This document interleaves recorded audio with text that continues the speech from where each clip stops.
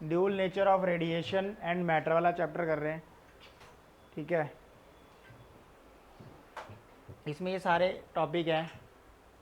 Electron emission कैसे किया जाता है, 3-4 तरीके से। फोटोइलेक्ट्रिक इफेक्ट किसे बोलते हैं, कुछ ग्राफ इंपॉर्टेंट है। आइंस्टाइन की इक्वेशंस भी इससे रिलेटेड है। वेव थ्योरी क्यों फेल हुई थी उससे रिलेटेड कोई कंसेप्ट है, थ्योरी है। फिर ड्यूल नेचर ऑफ रेडिएशन और डी ब्रॉगली वेवलेंथ। ये लास्ट वाला जो 13 है ये इस साल सिलेबस में नहीं है, सीबीएसई वाले में 13 वाला एक्सपेरिमेंटल डेमोन्स्ट्रेशन वाला, बाकी सारा कुछ है। तो start with introduction dual nature of radiation and matter, ठीक है। इधर ध्यान दो। इससे पहले हमने रे ऑप्टिक्स पढ़ी है जिसमें एक सिंगल रे की बात की है। रे की जो प्रॉपर्टी पढ़ी है वो पढ़ी थी रिफ्लेक्शन रिफ्रैक्शन। फिर हमने पढ़ा नंबर ऑफ रेज मिलके क्या बन गई थी, वेव। तो wave contain number of rays. तो हमने पढ़ा कि जो भी वेव होती है वो एनर्जी कैरी करती है और उसकी वेवलेंथ होती है, क्रस्ट टू क्रस्ट ले लो चाहे ट्रफ टू ट्रफ ले लो। Every wave propagate in a medium carry energy. और ये किसी कौन सी वेव की बात हो रही है, लाइट वेव की। अब इस चैप्टर में हम पढ़ने जा रहे हैं कि लाइट का एक और नेचर है, दैट इज पार्टिकल नेचर। वो पार्टिकल नेचर क्या कहता है कि सेम सोर्स से, जैसे मान लो ये सोर्स है लाइट का, और इस सोर्स से लाइट एक पैकेट की फॉर्म में निकल रही है। अब वेव की फॉर्म में नहीं है, पैकेट की फॉर्म में है।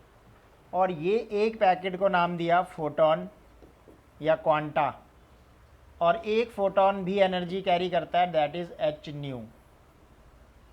इसका मोमेंटम भी होता है, मोमेंटम पार्टिकल का होता है। इसलिए इस फोटोन का नेचर क्या है, वेव नेचर नहीं है। कैसा नेचर है, पार्टिकल नेचर, क्योंकि इसका मोमेंटम भी है। ये आगे जाके पढ़ेंगे, momentum of the particle h by lambda कितना होता है। तो लाइट का ये जो दूसरा नेचर है इसको अब यहाँ पे डिटेल में हम पढ़ने जा रहे हैं। वेव के जो नेचर थे इसकी क्या क्या प्रॉपर्टी थी, ये रिफ्लेक्शन कर सकती है वेव, रिफ्रैक्शन कर सकती है। वेव थ्योरी का फेलियर भी यही है क्योंकि वो क्या नहीं एक्सप्लेन कर पाया, इसका ये दूसरा नेचर। कौन से वाला, पार्टिकल नेचर। वो सिर्फ वेव की थ्योरी को ही प्रूफ हुआ और पार्टिकल नेचर वो प्रूफ नहीं कर पाया। क्वांटम थ्योरी जो थी वो उसने इसको एक्सप्लेन किया था। तो रिफ्लेक्शन हो गया, रिफ्रैक्शन हो गया, ये किसकी प्रॉपर्टीज़ हैं, वेव की। और पढ़ा था हमने वेव ऑप्टिक्स में इंटरफेरेंस वेव की प्रॉपर्टी है, डिफ्रैक्शन वेव की प्रॉपर्टी है, और एक और पोलराइजेशन, ये सभी वेव की प्रॉपर्टी है। लेकिन इसका जो दूसरा नेचर है फोटोन, उसकी अपनी खुद की प्रॉपर्टीज़ हैं, वो एक पार्टिकल की तरह बिहेव करता है, ठीक है। तो ये सब कुछ हम इसमें पढ़ने जा रहे हैं। तो इंट्रोडक्शन में देखिए, the discovery of the phenomena of interference diffraction pattern. अभी बताया जा रहा है कि वेव ऑप्टिक्स में आपने क्या क्या पढ़ा है। इंटरफेरेंस हो गया, डिफ्रैक्शन हो गया, polarisation of light, establish that the light is a wave nature. इन सभी फिनोमेना से पता चला कि लाइट का नेचर कैसा है, वेव का है। The Maxwell equation of the electromagnetism and hertz experiment on the production and the detection of the electromagnetic wave in 1886 strongly suppose the concept of the wave, ठीक है। तो ये सारे जो एक्सपेरिमेंट थे स्ट्रांगली रिकमेंडेड, वो हर्ट्ज एक्सपेरिमेंट इलेक्ट्रोमैग्नेटिक वेव पे ही based था, वहीं से इस फोटोइलेक्ट्रिक इफेक्ट का मतलब प्रोडक्शन का पता चला कि एक और इफेक्ट होता है फोटोइलेक्ट्रिक इफेक्ट, उसी एक्सपेरिमेंट से। लेकिन वो कर किस पे बेस्ड रहा था, इलेक्ट्रोमैग्नेटिक वेव की खोज थी वो, Hertz experiment. 20th century, the discovery of the photoelectric effect by the Hertz, वही एक्सपेरिमेंट है। Compton effect by the Compton were explained by the quantum theory of the light, according to which the light consists of the packets of energy। तो ये according to quantum theory है कि light के अंदर packets की form में भी energy होती है, which travel in a straight line with the speed of the light, और वो पैकेट की स्पीड लाइट के ही बराबर है। Each packet of the energy called photon, कितनी एनर्जी होती है, एच न्यू। तो यहाँ से इस क्वांटम थ्योरी से पता चला कि पार्टिकल का एक और नेचर है, दैट इज पार्टिकल नेचर, या वो पार्टिकल्स थे फोटोन। अब आते हैं फ्री इलेक्ट्रॉन्स। जो भी एटम होता है उसके अंदर फ्री इलेक्ट्रॉन्स वो हैं जो हम वैलेंसी पढ़ते हैं, जो लास्ट वाली शेल में इलेक्ट्रॉन होते हैं फ्रीली मूव कर रहे हैं जो, ठीक है। जो वैलेंसी क्रिएट कर रहे हैं, ठीक, उनको बोला जाता है फ्री इलेक्ट्रॉन्स। लूजली बाउंड होते हैं वो, they are free to move easily within the metal surface but can not leave the metal surface, such loosely bound electron is called free electron. ये फ्री इलेक्ट्रॉन है लेकिन orbit में ही रहेंगे, ऐसे नहीं कि ये सडनली ऑर्बिट को लीव कर देंगे। फ्री का मतलब ये नहीं है कि इन पे कोई फोर्स नहीं लग रहा है, वो एटम का कौन सा फोर्स है, रीस्ट्रेनिंग फोर्स। ये रीस्ट्रेनिंग फोर्स जो होता है इन फ्री इलेक्ट्रॉन्स को मेटल के अंदर बांधे रखता है, ठीक है। यानी अगर इन इलेक्ट्रॉन्स को रिमूव करवाना है तो इस फोर्स को ओवरकम करना पड़ेगा, ठीक।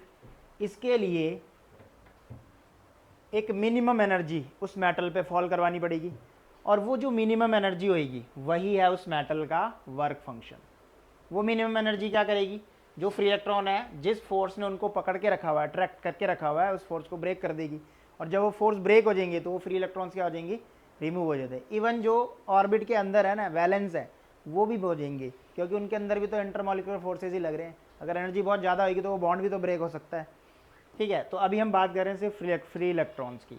तो मिनिमम कितनी एनर्जी किसी मेटल को दें कि इलेक्ट्रॉन क्या होने लग जाए, एस्केप होने लग जाए मेटल के सरफेस से, उसको बोलते हैं work function. The work function of a metal is the minimum energy required by the electron to just escape from the metal surface so as to overcome the restraining force at the surface. Work function is represented by phi nought, और ये एनर्जी है तो ऐसा unit होगी electron volt. EV मतलब electron volt. तो that is minimum energy, बहुत इंपॉर्टेंट है। हर मेटल की मिनिमम एनर्जी क्या आएगी, अलग अलग होगी, क्योंकि इसमें अलग अलग फ्री इलेक्ट्रॉन्स हैं, प्रॉपर्टीज़ वेरी करती हैं, इसलिए वर्क फंक्शन सबका सेम नहीं होएगा, अलग अलग मेटल का अलग अलग होएगा। अब आता है इलेक्ट्रॉन का एमिशन। इलेक्ट्रॉन को मेटल सरफेस से रिमूव करने के तरीके, उनमें से एक इस चैप्टर में हम डिटेल में एक्सप्लेन करेंगे, बाकी सारे इंट्रोडक्शन है। इलेक्ट्रॉन एमिशन का मतलब होता है phenomena of emission of the electron from the surface of the metal is called electron emission. उनके बाहर निकलने को बोलते हैं। The electrons emission from a metal surface is possible if the energy possessed by the electron is more than the work function of the metal. Obviously work function से ज़्यादा energy होगी तभी इलेक्ट्रॉन निकलेंगे। अगर कम एनर्जी है, जितने सालों तक पड़ती रहे, नहीं निकलेंगे। क्यों? क्योंकि मिनिमम एनर्जी उस फोर्स को ब्रेक करने के लिए चाहिए, ठीक है। The required energy of the electron emission from the metal surface can be supplied to free electron by one of the following physical process। ये 3-4 प्रोसेस में से एक प्रोसेस से हम इनको अलग कर सकते हैं। थर्मोनिक का मतलब हीट, थर्मोनिक एमिशन का मतलब क्या है, हीट। बाई प्रोवाइडिंग हीट, देखो ये मेटल है, नीचे से इसको थर्मल एनर्जी दी जा रही है। इलेक्ट्रॉन के वर्क फंक्शन, मेटल के वर्क फंक्शन जितने एनर्जी जैसे ही मिलेगी वैसे इलेक्ट्रॉन क्या होने लग जाएंगे, एमिट होने लग जाएंगे। तो कैसे, इस फिनोमिना को क्या बोलेंगे, थर्मोनिक एमिशन। किसका यूज़ किया हमने यहाँ पे, टेम्परेचर का। सेकेंडरी एमिशन का मतलब होता है फास्ट मूविंग इलेक्ट्रॉन की हेल्प से इन फ्री इलेक्ट्रॉन्स को रिमूव करना। यानी अगर हम इस मेटल पे फास्ट मूविंग, ये देखो लेगा ना, it is the phenomena of the emission of the electron from the metal surface in a large number when the fast moving electron, जिन्हें प्राइमरी इलेक्ट्रॉन बोलेंगे, स्ट्राइक द मेटल सरफेस। यानी fast moving electron से के साथ ही एक भी क्या हो जाएंगे, फ्री वाले बाहर आ जाएंगे। फास्ट मूविंग मतलब उनकी काइनेटिक एनर्जी होगी, उनकी काइनेटिक एनर्जी इसके वर्क फंक्शन को ब्रेक कर देगी, और फिर ये उनके साथ ही क्या हो जाएंगे, लीव कर देंगे। कैसा एमिशन हुआ, सेकेंडरी। ये सिचुएशन है, प्राइमरी इससे टकराया, सेकेंडरी जो बाहर निकला है। अब आता है ये वाला फिनोमेना, यही इस चैप्टर में पूरा डिटेल में है, फोटो इलेक्ट्रिक एमिशन। फोटो का मतलब होता है फोटोन से बना है फोटो, और फोटोन क्या है, एनर्जी, रेडिएशन, ठीक। क्या क्या क्या था वो, लाइट रेडिएशन ही तो थी। तो फोटो इलेक्ट्रिक एमिशन मतलब इसमें अब हम एक रेडिएशन को यूज़ करेंगे जो कि लाइट एनर्जी होगी। It is the phenomena of the emission of the electron from the surface of the metal when light radiation of the suitable frequency fall on it। Light जिसकी एक frequency, suitable frequency का मतलब होता है minimum frequency, क्योंकि E equal to क्या होता है, एच न्यू, यानी एक फोटोन की एनर्जी क्या है, एच न्यू। न्यू बहुत डल नहीं होना चाहिए, मिनिमम न्यू चाहिए। न्यू का मतलब क्या है, फ्रीक्वेंसी। अगर फ्रीक्वेंसी बढ़ेगी तो एनर्जी बढ़ेगी, एच तो प्लैंक कांस्टेंट है। तो इसका मतलब किसी मेटल पे जैसे ये फोटोन पड़ रहा है तो इसकी एनर्जी क्या है, एच न्यू। तो एच न्यू एनर्जी का जो न्यू है, that should be minimum to capable to eject that electron. मतलब वो म्यू जो है, इतनी मिनिमम उसकी एनर्जी होनी चाहिए कि वो इलेक्ट्रॉन्स को इजेक्ट करवा सके। ठीक है, मतलब वर्क फंक्शन को ब्रेक कर सके। तो किस पे डिपेंड कर रहा है एनर्जी? फ्रीक्वेंसी पे। फोटोन की एनर्जी किस पे डिपेंड कर रही है? फ्रीक्वेंसी पे। किस एनर्जी से गिरता है ये? एच न्यू, एक इलेक्ट्रॉन निकल गया। तो वो जो मिनिमम फ्रीक्वेंसी है उसको ही बोलते हैं threshold frequency. The minimum frequency required to eject the electrons, उसके बिलो एमिशन नहीं होएगा, उसके अबव ही एमिशन होएगा। हर मेटल का वो न्यू क्या होएगा? अलग अलग होएगा। Here the energy of the free electrons for their emission is being supplied by the light photon. The emitted electrons is called photoelectron. जो इलेक्ट्रॉन ये निकल रहे हैं फोटोन की वजह से उनको फोटो इलेक्ट्रॉन बोलते हैं। The number of the photo electron emitted depends on the intensity of the incident light. अब 2-3 फैक्टर है जो तुमने बड़े ध्यान से सुनने हैं। सबसे पहला, अगर मैं न्यू फिक्स कर दूं तो इसकी एनर्जी कितनी होएगी? H new. फिक्स कितना करना पड़ेगा मुझे? Greater than threshold frequency. What is threshold frequency? Minimum frequency required to eject the electron. अगर मिनिमम फॉल ही नहीं करेगा तो जितनी देर तक, जितने सालों तक पड़ता रहे वो रेडिएशन, इलेक्ट्रॉन नहीं निकलने वाले। यानी मिनिमम रिक्वायरमेंट से ज़्यादा या इक्वल पे भी निकल जाएंगे। तो जो अप्लाइड फ्रीक्वेंसी है वो मिनिमम रिक्वायर्ड फ्रीक्वेंसी से ज़्यादा है, ठीक है। तो एच न्यू एनर्जी से ये फोटोन पड़ा है यहाँ पे, इसकी एनर्जी इसके वर्क फंक्शन को ख़त्म कर देगी। यानी इस एनर्जी का कुछ पार्ट किस में यूटिलाइज हो जाएगा? वर्क फंक्शन, मेटल का वर्क फंक्शन उसको यूज़ कर लेगा उस रीस्ट्रेनिंग फोर्स को ब्रेक करने के लिए जो फ्री इलेक्ट्रॉन्स के बीच में लग रहा था। उसके बाद क्या आएगा कि जो बची हुई एनर्जी है, इसी में जो बची हुई एनर्जी है वो इस फोटो इलेक्ट्रॉन को इजेक्ट करवा देगा, मतलब मेटल से भगा देगा बाहर, यानी काइनेटिक एनर्जी। यानी एच न्यू 2 पार्ट में स्प्लिट हो जा रहा है, क्या? Work function plus kinetic energy. ये कहना है आइंस्टाइन का आगे आने वाले टाइम पे। अभी हम सिर्फ ये समझते हैं कि ये जो बात बताई जा रही है नंबर ऑफ फोटो इलेक्ट्रॉन, ये जो नंबर ऑफ इलेक्ट्रॉन है किस पे डिपेंड करते हैं? Intensity of light. अब इंटेंसिटी क्या होता है? इंटेंसिटी का मतलब होता है कि energy falls per unit area per unit time. यानी एक यूनिट एरिया पे एक सेकंड में कितनी एनर्जी फॉल करती है वो इंटेंसिटी होती है। जैसे यहाँ पे बहुत सारी लाइट ऑन कर दी जाए तो हमने क्या करा? लाइट की इंटेंसिटी बढ़ा दी, यानी एक पर्टिकुलर एरिया पे एनर्जी क्या बढ़ रही है? ज़्यादा बढ़ रही है। अगर हमने लाइट्स कम कर दी हैं तो मतलब एक पर्टिकुलर एरिया पे लाइट एनर्जी क्या बढ़ रही है? कम, यानी उसकी इंटेंसिटी कम हो रही है। तो अगर यहाँ से इलेक्ट्रॉन कॉन्टीन्यूसली, ये फोटोन कॉन्टीन्यूसली पड़ रहे हैं तो जितनी ज़्यादा एनर्जी पड़ेगी उतने जल्दी इलेक्ट्रॉन निकलेंगे, और जल्दी निकलेंगे तो उनके नंबर्स भी ज़्यादा होंगे। तो इसीलिए बोला जा रहा है कि नंबर ऑफ इलेक्ट्रॉन्स किसके डायरेक्टली प्रोपोर्शनल है? इंटेंसिटी के। यानी ग्राफ कैसा बनेगा? इस तरफ इंटेंसिटी और इस तरफ इलेक्ट्रॉन, नंबर ऑफ इलेक्ट्रॉन, मतलब फोटो करंट बोलते हैं ना इनको। तो डायरेक्टली प्रोपोर्शनल का ग्राफ, पहला रिलेशन ये है। जो इंपॉर्टेंट ग्राफ है वो यही है, ठीक। इस फिनोमिना को क्या बोलते हैं? Photo electric effect. अब आता है फील्ड एमिशन। हम पढ़ रहे हैं प्रोसेस किस तरीके से इलेक्ट्रॉन को निकालते हैं, फोटो इलेक्ट्रिक को एक्सप्लेन करेंगे अभी। फील्ड वाला होता है इलेक्ट्रिक फील्ड की हेल्प से, फील्ड मतलब इलेक्ट्रिक फील्ड। फील्ड एमिशन या कोल्ड कैथोड एमिशन बोलते हैं इसको। It is the phenomena of electrons, emission of electron from the metal surface under the application of strong electric field. Strong electric field की help से भी हम क्या कर सकते हैं? इलेक्ट्रॉन्स को निकालते हैं। एक्सप्लेनेशन कुछ नहीं है, बस ये प्रोसेस है। 4 तरीके। पहला क्या था? हार्मोनिक, क्या कर रहे थे उसमें? हीट। सेकेंडरी एमिशन में फास्ट मूविंग प्राइमरी इलेक्ट्रॉन की हेल्प से। तीसरे वाला फोटो इलेक्ट्रिक, फोटोन की मदद से। और लास्ट वाला फील्ड एमिशन, इलेक्ट्रिक फील्ड की हेल्प से। डिटेल में पढ़ने जा रहे हैं फोटो इलेक्ट्रिक इफेक्ट, ठीक है। तो इंपॉर्टेंट टॉपिक है, इसका जो एक्सपेरिमेंट है ये भी।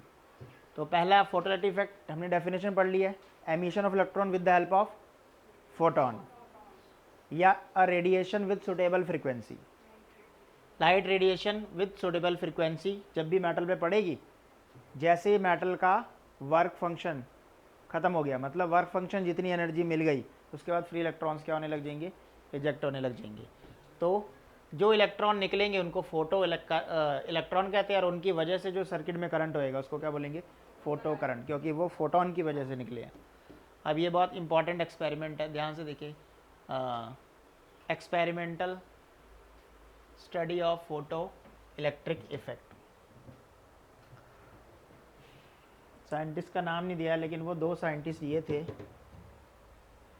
क्या पता उनके नाम से इसको दे सकता है। लेनार्ड एंड हॉलवेच एक्सपेरिमेंट है ये दोनों पर्टिकुलर फोटो इलेक्ट्रिक इफेक्ट के लिए ही एक्सपेरिमेंट कर रहे थे। हर्ट्ज ने तो इलेक्ट्रोमैग्नेटिक वेव किया था और एक्सीडेंटली प्रूफ हुआ था कि वो इलेक्ट्रॉन वहाँ से इजेक्ट हो रहे हैं। ठीक है, अभी ध्यान से देखो, तो ये दोनों इस एक्सपेरिमेंट को करने जा रहे हैं। तो पहले हम सीधा एक्सपेरिमेंट का सेटअप देखते हैं। ये रहा वो सोर्स है जहाँ से एक सुटेबल फ्रीक्वेंसी की रेडिएशन आएगी। फ्रीक्वेंसी को फिल्टर करने के लिए यहाँ पे क्वार्ट्ज फिल्टर लगेगा। फिल्टर का मतलब है ये अनवांटेड रेडिएशन को अंदर नहीं आने देगा, सिर्फ जो रिक्वायर्ड है वही पर्टिकुलर फ्रीक्वेंसी की रेंज। ठीक है, जैसे मान ले मैं चाहता हूँ कि यूवी रेज अंदर आए, तो यहाँ पे फिल्टर लग जाएगा यूवी रेज की रेडिएशन का कि इतनी फ्रीक्वेंसी, इतनी वेवलेंथ से इतनी वेवलेंथ के बीच में ही रेडिएशन अंदर एंटर करेगी और बाकी नहीं करेगी। तो सिर्फ कौन सी करेंगी? UV rays. ऐसा फिल्टर लग जाएगा। ये एक इवैक्यूएटेड चैम्बर है, मतलब ट्यूब है ये, और इसके अंदर वैक्यूम है, कोई मीडियम नहीं है। इसे कहते हैं फोटो सेंसिटिव प्लेट। यही है जहाँ से इलेक्ट्रॉन निकालने हैं। Photo sensitive plate metal plate होगी। और ये है कलेक्टर, वो है फोटो सेंसिटिव प्लेट, एमिटर बोलेंगे इसको। यहाँ से एमिट होनी है इलेक्ट्रॉन और ये कलेक्ट करेगा, तो ये होगा कलेक्टर। दोनों वैक्यूम ट्यूब के अंदर है। जैसे यहाँ से सनलाइट, ये सोर्स से यूवी रेडिएशन पड़ी, एक रेडिएशन फॉल करती है, उस रेडिएशन के अंदर एनर्जी पैकेट है, पढ़ चुके हैं। किसकी फॉर्म में है वो? फोटोन की फॉर्म में। तो यहाँ पे फॉल कर रहा है, वर्क फंक्शन ओवरकम हो रहा है और फिर इलेक्ट्रॉन निकल रहे हैं। ऐसे निकलते जाएंगे, पहले फ्री निकलेंगे, फिर बॉन्ड, अगर और ज़्यादा देर तक रहा तो वो बॉन्ड ब्रेक भी हो सकते हैं, जो ऑलरेडी है। तो यहाँ इस मेटल के सरफेस से इलेक्ट्रॉन इजेक्ट होने लग गए। अब प्रॉब्लम ये है कि इस रेडिएशन का काम तो इलेक्ट्रॉन को इजेक्ट कराना है, इलेक्ट्रॉन निकल गए। अब वैक्यूम से इस बीच में ये जो गैप है, ये यहाँ तक पहुँचेंगे कैसे? पैर तो है नहीं, चल के थोड़ी ना जाएंगी, उड़ के थोड़ी ना जाएंगी, कैसे जाएंगी?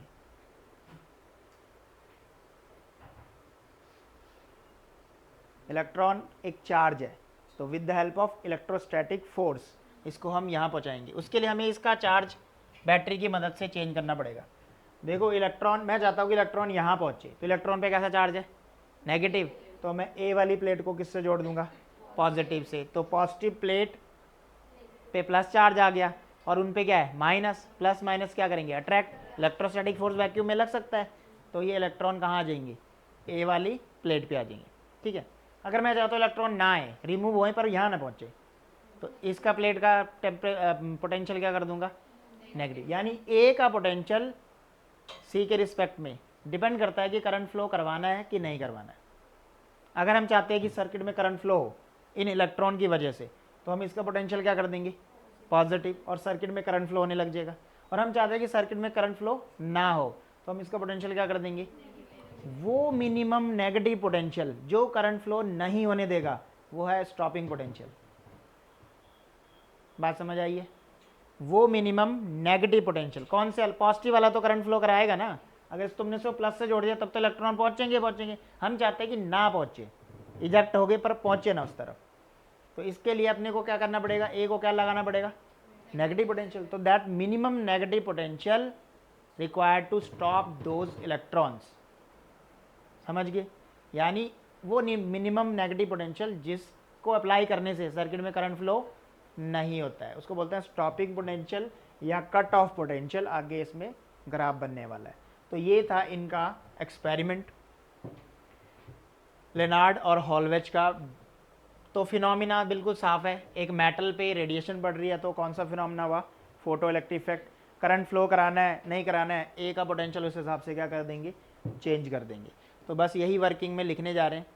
ठीक है, व्हेन अ मोनोक्रोमेटिक लाइट, देखो ध्यान से, when a monochromatic radiation of suitable frequency obtained from the source S fall on the photosensitive plate. Photosensitive plate कौन सी थी? वो सी वाली।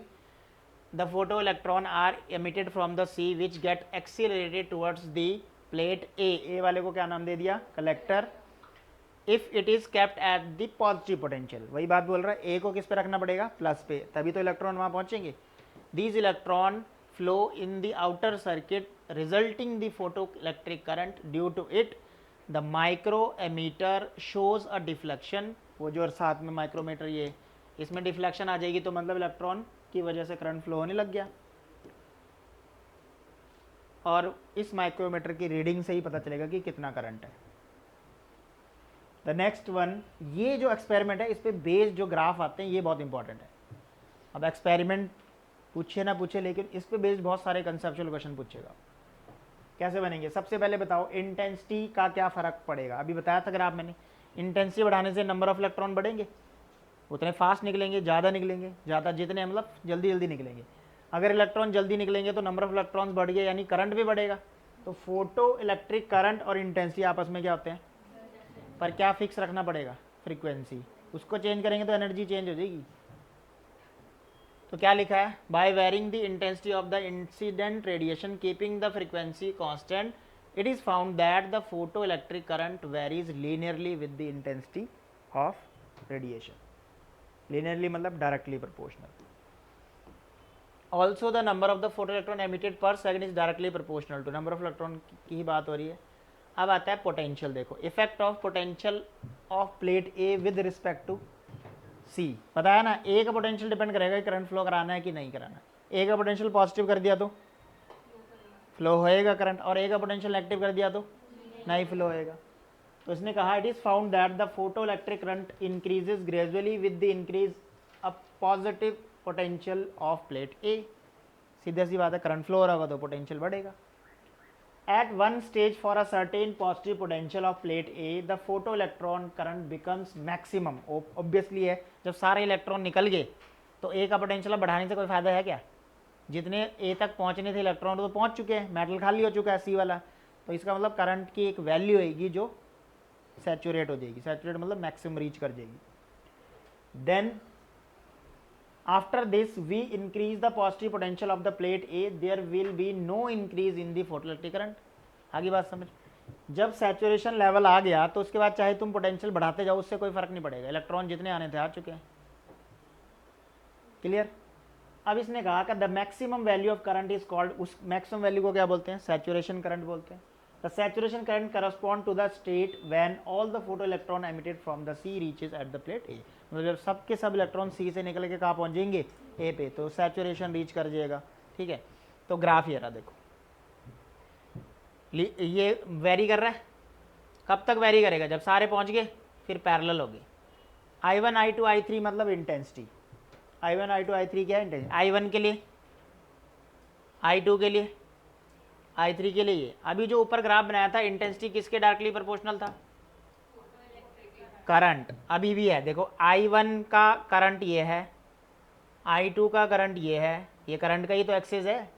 I3 का करंट ये है. तो देखो जैसे जैसे इंटेंसिटी बढ़ रही है वैसे वैसे करंट भी क्या हो रहा है, बढ़ रहा है. I3 बढ़ा था, देखो I3 बढ़ा था तो करंट भी तो ज़्यादा है. ठीक है. ये ग्राफ किस किस के बीच में है, फोटो इलेक्ट्रिक करंट और पोटेंशियल के बीच में. यहाँ पे करंट की वैल्यू क्या है, 0. वाई एक्सिस पे करंट का बना हुआ है और एक्स एक्सिस पे ये पॉइंट है. तो यहाँ पे करंट की वैल्यू क्या आएगी, तो यही वो नेगेटिव पोटेंशियल है. यही वो क्या है, नेगेटिव पोटेंशियल जो करंट को स्टॉप कर देगा. मतलब ये ए को तुमने माइनस से जोड़ दिया तो इलेक्ट्रॉन पहुंचेंगे नहीं ना वहाँ पे. तो दिस इज नेगेटिव पोटेंशियल. अब इसके बारे में बात करेगा. Now we applied the negative potential. Positive वाले की बात समझ आ गई, पॉजिटिव अप्लाई किया, सैचुरेशन स्टेट आ गई, उसके बाद क्या कर सकते हैं, अब नेगेटिव कर दो प्लेट को.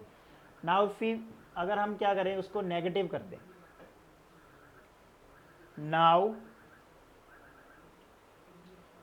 Apply a negative potential to the plate A with respect to plate C. A वाले को नेगेटिव कर दिया.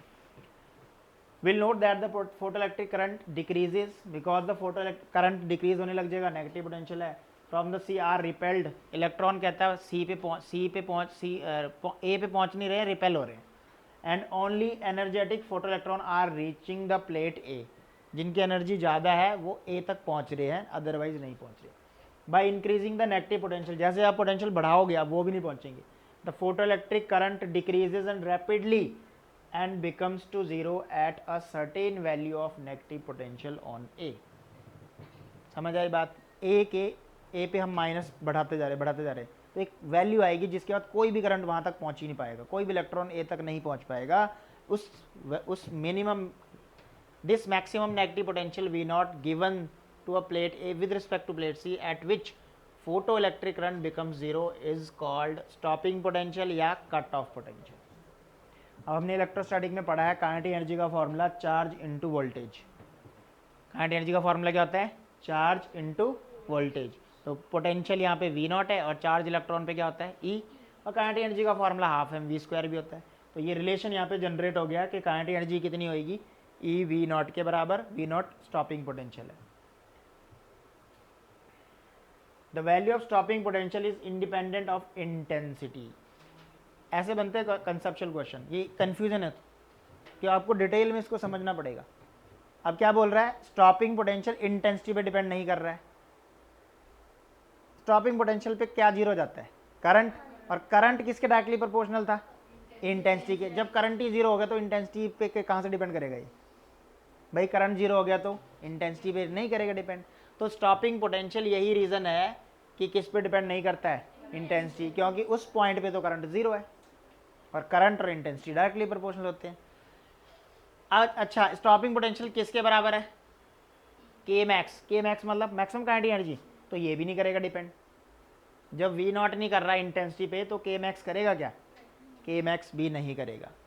सो the maximum kinetic, it means the maximum kinetic energy of emitted photo electron depends on the radiation source and nature of the material of plate C but independent of intensity. Material पे तो obviously करेगा, work function सबका अलग अलग होता है।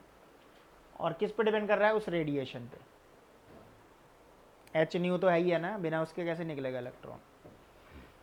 अब देखो ध्यान से, effect of frequency of the incident radiation. अब आया फोटोन चेंज करने की बारी।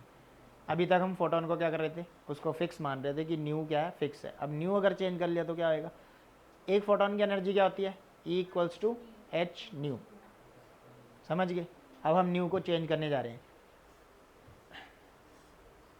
When we take the radiation of different frequencies but the same intensity, intensity को चेंज नहीं करेंगे, नहीं तो फिर कंपैरिजन ही नहीं रहेगा। इंटेंसिटी चेंज करने पे तो अलग अलग करंट निकलने लग जाएगा। तो इस फ्रीक्वेंसी इंटेंसिटी को सेम कर दिया और फ्रीक्वेंसी को चेंज करने लगे। The value of the stopping potential is different for radiation different frequencies. अभी देखो, स्टॉपिंग पोटेंशियल किस पे डिपेंड नहीं करता है? इंटेंसिटी पे। इंटेंसिटी तो फिक्स है। और क्या चेंज कर रहे हैं हम? फ्रीक्वेंसी। अगर फ्रीक्वेंसी चेंज करेंगे तो स्टॉपिंग पोटेंशियल भी क्या होएगा? चेंज हो जाएगा। बल्कि फ्रीक्वेंसी बढ़ाने पे वो मोर नेगेटिव हो जाएगा। अब लॉजिक सुनो, अगर हम फ्रीक्वेंसी बढ़ाएंगे तो फोटोन की एनर्जी क्या आएगी? बढ़ेगी। फोटोन की एनर्जी बढ़ेगी तो हाई एनर्जेटिक इलेक्ट्रॉन्स निकलेंगे और हाई एनर्जेटिक इलेक्ट्रॉन्स को स्टॉप करने के लिए हाई पोटेंशियल लगाना पड़ेगा ए पे। तो इसका मतलब higher the frequency more negative value of stopping potential. ये रहा ग्राफ। देखो न्यू वन स्मॉल है तो उसका पोटेंशियल भी स्मॉल है। न्यू टू थोड़ा सा ज़्यादा है इससे। पहले ये फ्रीक्वेंसी है nu one, nu two, nu three. Nu three बड़ा है देखो, तो न्यू थ्री सबसे ज़्यादा, तो उसके वैल्यू उतनी ज़्यादा है स्टॉपिंग पोटेंशियल की। फिर न्यू टू की है, फिर न्यू वन की है। अब यहाँ से भी प्रूफ हो गया कि स्टॉपिंग पोटेंशियल किस पर डिपेंड कर रहा है? फ्रीक्वेंसी पे। इंटेंसिटी तो फिक्स है, उस पर तो डिपेंड करता ही नहीं है वो। तो जितनी ज़्यादा फ्रीक्वेंसी बढ़ाओगे उतना ज़्यादा नेगेटिव पोटेंशियल अप्लाई करना पड़ेगा करंट को रोकने के लिए। मोर नेगेटिव है ना तेरे को, नेगेटिव तो टर्मिनल की वजह से, वैल्यू तो उसकी ज़्यादा ही है। किस किस का ग्राफ है? फोटो करंट का और किसके बीच में? पोटेंशियल। अब देखो करंट और फ्रीक्वेंसी, न्यू थ्री ज़्यादा है, करंट ज़्यादा है, न्यू टू ज़्यादा और ज़्यादा, तो डायरेक्टली प्रोपोर्शनल। सैचुरेशन स्टेट आएगी जब सारे के सारा करंट निकल जाएगा तो कौन सा करंट हो जाएगा? सैचुरेशन।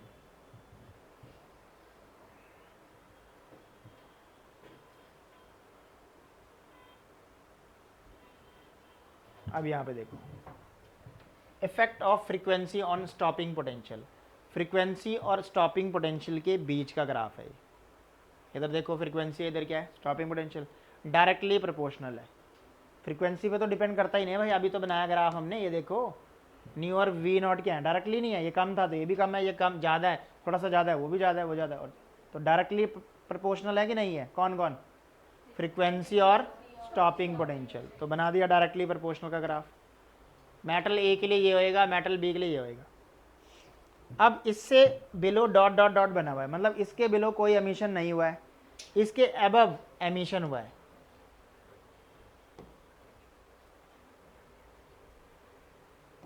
अभी ध्यान से देखिए इधर, इसका न्यूमेरिकल भी आता है। इस मेटल ए का एमिशन इस पर्टिकुलर फ्रीक्वेंसी पे हो रहा है, इससे बिलो कोई एमिशन नहीं है। इस मेटल बी का यहाँ पे हो रहा है। ग्राफ देख के बताओ, ये न्यू 0 1 है, नॉट 1, और ये न्यू नॉट 2 है, कौन सा बड़ा है, न्यू नॉट 2 बड़ा है न्यू नॉट 1 से। मेटल बी का एमिशन ऐसे हुआ, मेटल ए का एमिशन ऐसे हुआ, इसको पीछे प्रोड्यूस करेंगे तो ये वाई इंटरसेप्ट बोलते हैं इसको, ये फाई नॉट बाई ई के बराबर होता है। पहले वाले का 1 होएगा और इसका 2 होएगा,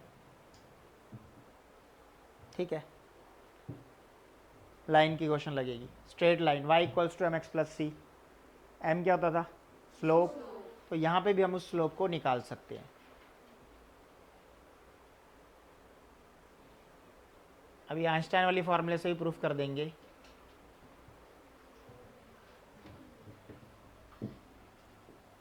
ये परपेंडिकुलर और ये बेस, तो ये h और ये e होता है, अभी प्रूफ करेंगे आगे जाके, वहाँ प्रूफ किया हुआ है। देखो ध्यान से, इस मिनिमम फ्रीक्वेंसी के अबव एमिशन हो रहा है, इसके बिलो एमिशन नहीं हो रहा है, तो इस मिनिमम फ्रीक्वेंसी को बोलते हैं थ्रेश होल्ड फ्रीक्वेंसी। जिसके अबव क्या होता है, एमिशन होता है, और जिसके बिलो एमिशन नहीं होता है। ये मैंने तुम्हें स्टार्टिंग में बताया था कि फोटोन की एनर्जी क्या होती है, एच न्यू। अगर ये न्यू एक सुटेबल ही नहीं है, सुटेबल मतलब मिनिमम जिससे एमिशन होएगा, तो अगर ये सुटेबल कितना मिनिमम होना चाहिए, हर मेटल का अपना अपना होता है। इस केस में किसका है, बी वाले का ज़्यादा, ए वाले का कम है। यानी ए वाले को जैसे ही मैं न्यू 1 फ्रीक्वेंसी देनी स्टार्ट कर दूंगा तो एमिशन होएगा, उससे कम दूंगा तो एमिशन नहीं होएगा। तो that is minimum frequency required to eject the electron, इसको बोलते हैं थ्रेशोल्ड फ्रीक्वेंसी।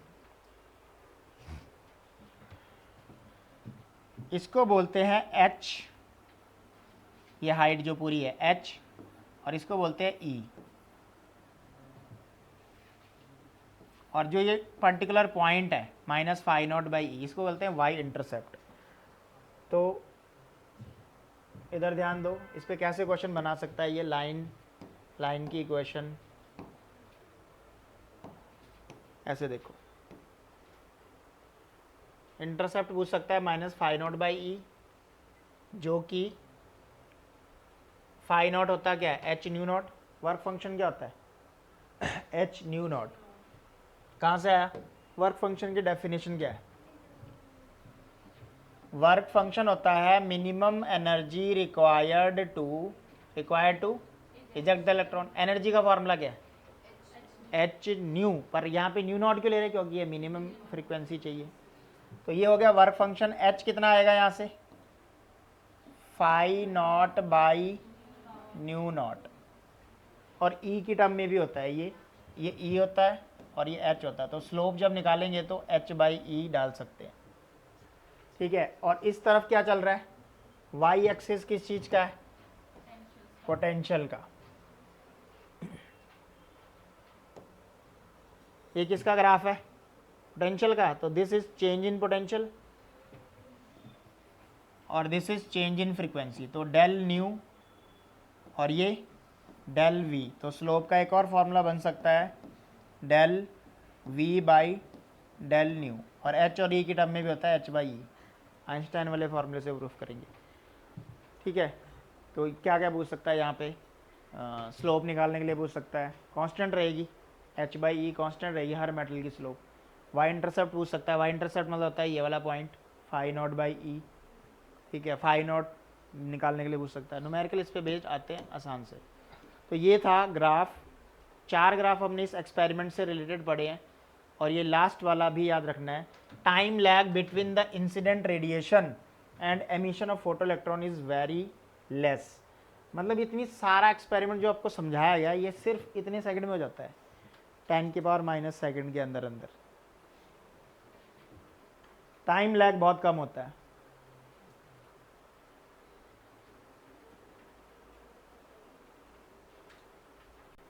अब जितने भी हमने एक्सपेरिमेंट पढ़े हैं अभी तक, जो भी हमने ग्राफ पढ़े हैं उन पे बेस्ड ये 4 लॉज हैं, वही है जो हमने पढ़े हैं, बस उसको वर्डिंग में लिख रहे हैं। पहला लॉज ये इंपॉर्टेंट है, लिखने के लिए आते हैं। फर्स्ट क्या है, for a given metal the frequency of incident radiation the number of photo electron ejected per second directly proportional to intensity. Number of, पहले ग्राफ में क्या था, number of electron directly proportional to intensity. दूसरा क्या था, for a given metal there exist a certain minimum frequency the incident radiation below which no emission of photo electron take place is called threshold frequency. Minimum frequency जिसके below कोई भी emission नहीं होता है। अगला लॉ क्या था, above the threshold frequency maximum kinetic energy of emitted photo electron is independent of intensity. Kinetic energy किस पे डिपेंड नहीं करती थी, बट किस पे डिपेंड करती थी, फ्रीक्वेंसी पे। लास्ट लॉ क्या था कि टाइम लैग बहुत कम होता है, इंस्टेंटेनियस प्रोसेस है, मतलब फास्ट प्रोसेस है। The time lag between the incident radiation and emission of photo electron is very small, less than 10⁻⁻⁻ second. तो जो भी 4 ग्राफ है उस पर बेस्ड हमने ये 4 लॉज पढ़े। तो ये बहुत इंपॉर्टेंट एक्सपेरिमेंट है, पहला ही। देखो एक बोर्ड में आया हुआ क्वेश्चन है, the stopping potential in an experiment of the photo electric effect 2 volt, यानी अपने को V0 कितना दिया है, 2 वोल्ट दिया हुआ है, V0 अपने को 2 वोल्ट दिया हुआ है। निकालना क्या है, मैक्सिमम काइनेटिक एनर्जी। तो फॉर्मूला क्या आता है, K max equal to EV0। तो V अपने को 2 दिया था, इसको 2 से मल्टीप्लाई किया, 2 इलेक्ट्रॉन वोल्ट के टर्म में काइनेटिक एनर्जी का आंसर आएगा। इलेक्ट्रॉन वोल्ट भी एनर्जी की यूनिट होती है, ठीक। एक और क्वेश्चन है 2007 में आया था ये, show graphically how the maximum kinetic energy of the electron emitted from the photo sensitive surface varies with frequency. तो किसका ग्राफ पूछ रहा है वो, किसका ग्राफ पूछ रहा है, के मैक्सिमम का। के मैक्सिमम पोटेंशियल के इक्वल होता है, तो के मैक्स का, और किसका ग्राफ पूछ रहा है, फ्रीक्वेंसी का। 2 मेटल्स के लिए कंपैरिजन। एक डायग्राम बना हुआ है, इसमें से क्या पूछा जा रहा है, the figure shows a plot of 3 curves A, B, C showing the variation of photoelectric current versus collector plate potential। मतलब स्टॉपिंग वही पोटेंशियल ए का जो वोल्टेज हम लगा रहे थे और करंट के बीच में ग्राफ था ये, ठीक है। I1 I2 3 अलग अलग इंटेंसिटीज़ हैं और ν1 ν2 ν3 अलग अलग फ्रीक्वेंसीज हैं। तो point that out the 2 cases for which the incident radiation have the same frequency but different intensity. Intensity अलग अलग पर फ्रीक्वेंसी क्या, सेम। तो इंटेंसिटी अलग अलग तो साफ यहाँ पे दिख रही है, फ्रीक्वेंसी सेम होनी चाहिए। फ्रीक्वेंसी सेम का मतलब ये है कि स्टॉपिंग पोटेंशियल क्या आएगा, सेम। तो ए और बी के लिए स्टॉपिंग पोटेंशियल क्या है, सेम है, लेकिन इन दोनों, इसलिए इन दोनों के लिए फ्रीक्वेंसी सेम होगी। इंटेंसिटी कैसे अलग है, देखो इसके लिए ये इंटेंसिटी क्या है I2 और उसके लिए क्या है I3। तो अपना आंसर कौन सा हुआ, curve A and B have got the same cut off potential, so these are the 2 curves for which frequency same. क्योंकि स्टॉपिंग पोटेंशियल और फ्रीक्वेंसी डायरेक्टली प्रोपोर्शनल है, तो फ्रीक्वेंसी सेम है, तो इन दोनों के लिए स्टॉपिंग पोटेंशियल सेम है, ठीक। अब आता है आइंस्टाइन फोटो इलेक्ट्रिक इक्वेशन, ये भी बहुत इंपॉर्टेंट है। अब क्वांटम थ्योरी, प्लैंक्स की जो क्वांटम थ्योरी, उसी से हमने ये पढ़ा था कि पार्टिकल नेचर होता है। तो according to the Planck's quantum theory light radiation consist of tiny particles of energy called quanta. Quanta को ही क्या बोलते हैं, फोटोन बोलते हैं। 1 quantum of the light radiation is called photon which travel with the speed of light. और उनकी light के बराबर ही स्पीड होती है फोटोन्स की। एनर्जी कितनी होती है एक फोटोन की, h न्यू के बराबर। h प्लैंक कांस्टेंट होता है और न्यू क्या होता है, फ्रीक्वेंसी। आइंस्टाइन एज्यूम्ड दैट, अब आइंस्टाइन ने यहाँ पे एक अपनी थ्योरी दी है जो कि ऑलमोस्ट ठीक है। क्या कहता है कि एक फोटो इलेक्ट्रॉन सिर्फ एक one photo electron is ejected from a metal surface if 1 photon of suitable frequency falls on it. यानी एक फोटोन क्या था, एक ही इलेक्ट्रॉन को इजेक्ट कराता है, यानी जितने इलेक्ट्रॉन उतने क्या फेंकने पड़ेंगे, फोटोन।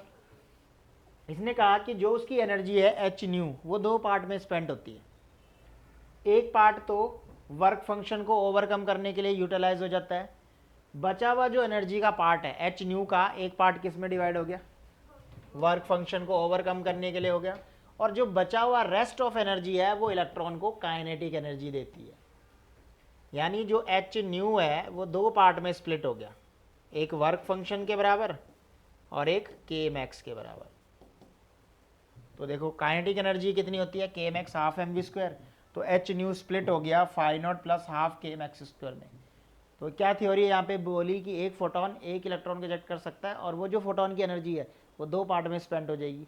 एक पार्ट वर्क फंक्शन को ओवरकम करने में काम आएगा, और दूसरा पार्ट इलेक्ट्रॉन्स को क्या प्रोवाइड करेगा, काइनेटिक एनर्जी।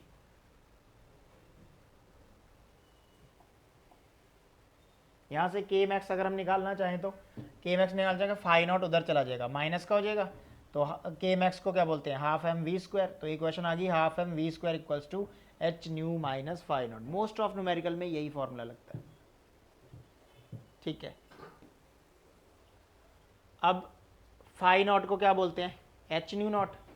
तो अगर हम यहाँ पे फाई नॉट की जगह एच न्यू नॉट डाल देंगे और एच कॉमन आ जाएगा, तो के मैक्स का एक और फॉर्मूला आ जाएगा इन terms of frequency, H nu minus new. New not, new क्या होता है, अप्लाइड फ्रीक्वेंसी, न्यू नॉट क्या होता है, थ्रेशोल्ड फ्रीक्वेंसी, और एच प्लैंक कांस्टेंट, और के मैक्स का ये फिर रिजल्ट आएगा।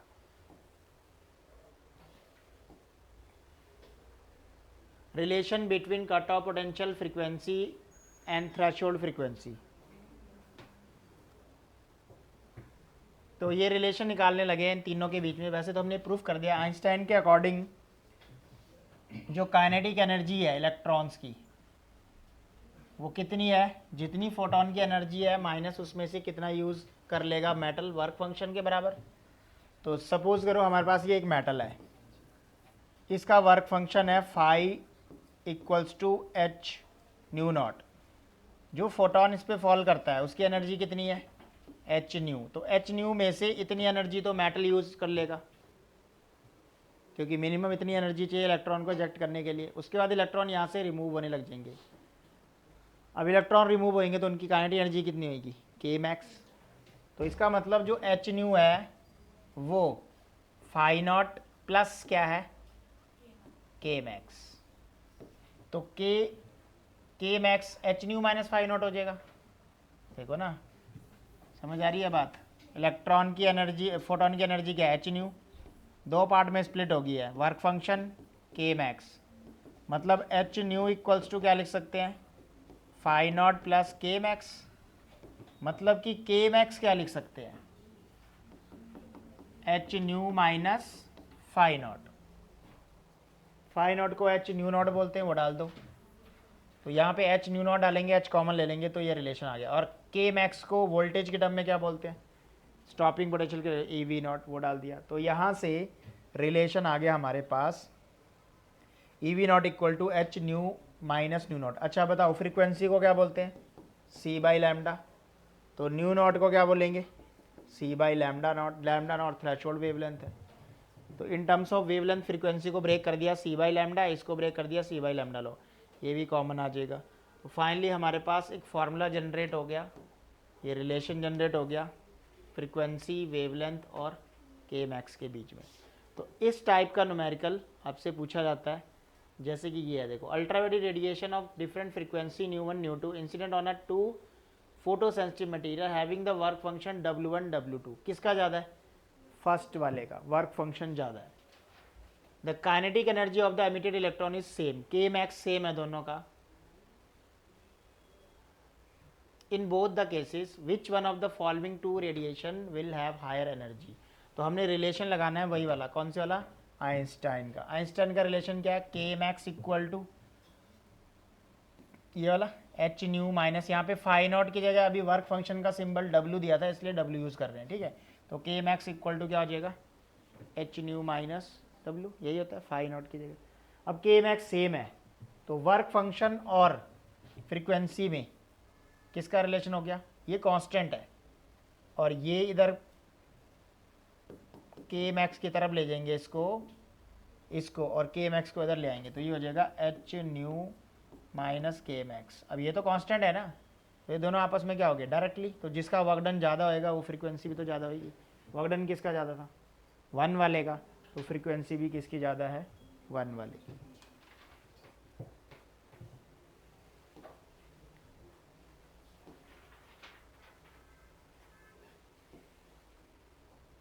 देखो ऐसा क्वेश्चन उस ग्राफ से रिलेटेड आता है। The following two graph shows the variation of stopping potential. Stopping potential का ग्राफ वाई एक्सिस में है और इस तरफ फ्रीक्वेंसी होती है।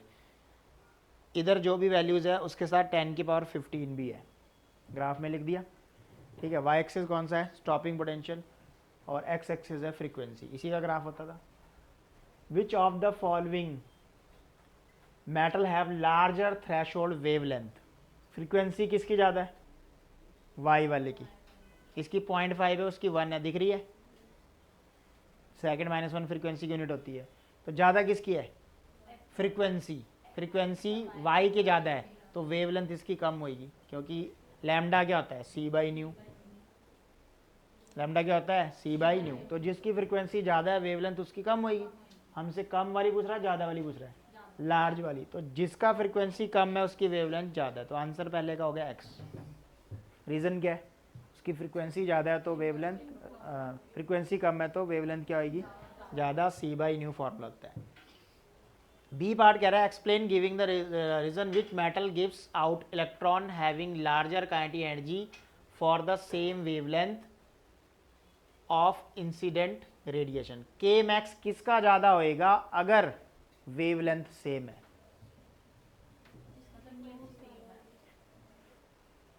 सेम वेवलेंथ के लिए किसकी ज़्यादा काइनेटिक एनर्जी होगी। काइनेटिक एनर्जी फ्रीक्वेंसी के डायरेक्टली प्रोपोर्शनल है, तो फ्रीक्वेंसी किसका ज़्यादा है, पर वो तो कह रहा है कि वेवलेंथ सेम है। अगर हम इंसिडेंट रेडिएशन की वेवलेंथ सेम रखें तो इनमें से किसकी काइनेटिक एनर्जी ज़्यादा होएगी, तो मेरे हिसाब से क्या होनी चाहिए, same. Frequency new not, work function के अकॉर्डिंग चलना पड़ेगा। पहले फर्स्ट वाले पार्ट का तो सही है, वाई वाले की फ्रीक्वेंसी ज़्यादा है, वाई वाले की फ्रीक्वेंसी क्या है, ज़्यादा है एक्स के कंपैरिजन, तो वेवलेंथ फ्रीक्वेंसी का इन्वर्स होता है, इसलिए एक्स का वेवलेंथ ज़्यादा होएगा और वाई के कंपैरिजन। अब के मैक्स का फॉर्मूला क्या होता है, h nu minus H nu not, ये फिक्स है, ये क्या है, फिक्स। उसने बोला ना फ्रीक्वेंसी सेम, तो एच न्यू सेम, और वर्क फंक्शन तो दिया हुआ है, न्यू नॉट किसका ज़्यादा है, वाई वाले का, वाई वाले का न्यू नॉट ज़्यादा है, तो के मैक्स भी इसका क्या होएगा, ज़्यादा होएगा। वाई का, वाई वाले का थ्रेशोल्ड फ्रीक्वेंसी कितना है, 1, तो के मैक्स का फॉर्मूला क्या है, h nu minus H nu not, ये तो फिक्स है ना, तो के मैक्स किसके डायरेक्टली प्रोपोर्शनल हो गया, वर्क फंक्शन के, मतलब न्यू नॉट के। तो न्यू नॉट वाई का ज़्यादा था, तो न्यू नॉट वाई का ज़्यादा है, तो wavelength for a given wavelength and frequency nu, Y का वेवलेंथ ज़्यादा है तो kinetic energy K max for metal X is greater than the metal Y. यहाँ गलत लिखा है, वाई का ज़्यादा होएगा, क्योंकि के मैक्स किसके डायरेक्टली प्रोपोर्शनल है, सही है, नहीं जी, के मैक्स का मतलब कितना होता है, देखो उस लॉजिक को समझो ध्यान से, जो आइंस्टाइन ने बोला, उसने क्या बोला कि जो ये टोटल एनर्जी है दो पार्ट में स्पेंड हो जाएगी, कितनी, के मैक्स और work function H nu not. अब जो एक्स, जो वाई वाला मेटल है उसका ये ज़्यादा है, तो एनर्जी क्या बचेगी उसके पास, कम। भाई एच न्यू मान लो टोटल 100 जूल है और ये ज़्यादा है उसकी, मान लो 70 है, तो उसके पास कितनी बची वाई के पास काइनेटिक एनर्जी के लिए, 30। अब अगर मैं यही वाई, ये वाई के लिए अगर मैं यही एक्स पे फॉल करवाता तो उसका वर्क फंक्शन क्या है, कम, तो उसके लिए काइनेटिक एनर्जी क्या बचेगी, ज़्यादा। तो इसलिए एक्स मेटल की काइनेटिक एनर्जी क्या है, ज़्यादा। ये था लॉजिक इसमें।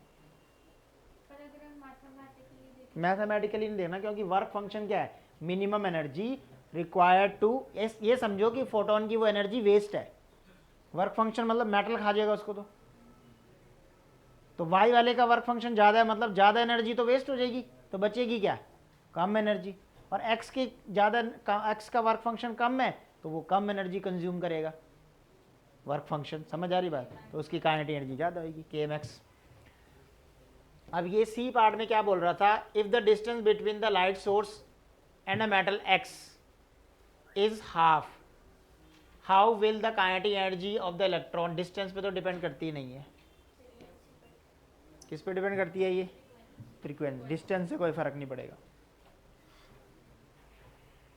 एक ऐसा ही न्यूमेरिकल ये है, इसको तुमने ट्राई कर लेना है, ये प्रूफ करने के लिए बोल रहा है, कोई न्यूमेरिकल नहीं है, आइंस्टाइन के ही क्वेश्चन है। इम्पॉर्टेंट ग्राफ जो हमने पढ़े हैं सभी इम्पॉर्टेंट ग्राफ है अभी तक। देखो ये है, ये वाला ग्राफ स्टॉपिंग पोटेंशियल फ्रीक्वेंसी का। मोस्ट ऑफ क्वेश्चन यहीं से बनते हैं, कंसेप्चुअल हो कैसा भी हो, या तो न्यूमेरिकल आएगा। इन तीनों के लिए सबसे ज़्यादा फ्रीक्वेंसी किसकी है, सी की। कौन सी फ्रीक्वेंसी है वो, threshold free. Intercept, y intercept किसका ज़्यादा है इन तीनों में से, कैसे, सी का ही होएगा भाई, वो उतनी नीचे ज्वाइन होएगा। वाई इंटरसेप्ट का मतलब क्या है, वाई इंटरसेप्ट का मतलब क्या है, फाई नॉट बाई ई वाला पॉइंट, ए का तो यहीं पे आ जाएगा, उसका यहाँ पे आएगा, उसका यहाँ आएगा, तो ये ज़्यादा नहीं है, ये वाई इंटरसेप्ट ज़्यादा नहीं है सी के लिए।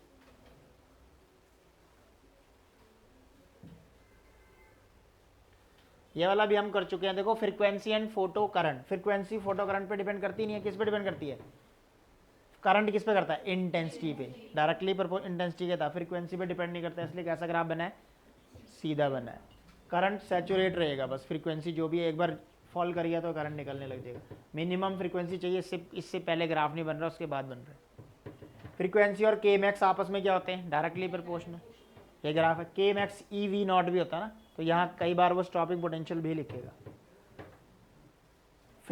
स्टॉपिंग पोटेंशियल और इंटेंसिटी डिपेंड ही नहीं करते हैं, क्योंकि स्टॉपिंग पोटेंशियल पे करंट जीरो है और इंटेंसिटी डायरेक्टली प्रोपोर्शनल किसके है, करंट के, इसलिए डिपेंड ही नहीं करता है। टाइम लैग ये बहुत इंपॉर्टेंट है। मिनिमम देखो सारा प्रोसेस कितनी जल्दी हो गया, 10⁻⁹ सेकंड के अंदर, अब तो सैचुरेशन हो गया करंट।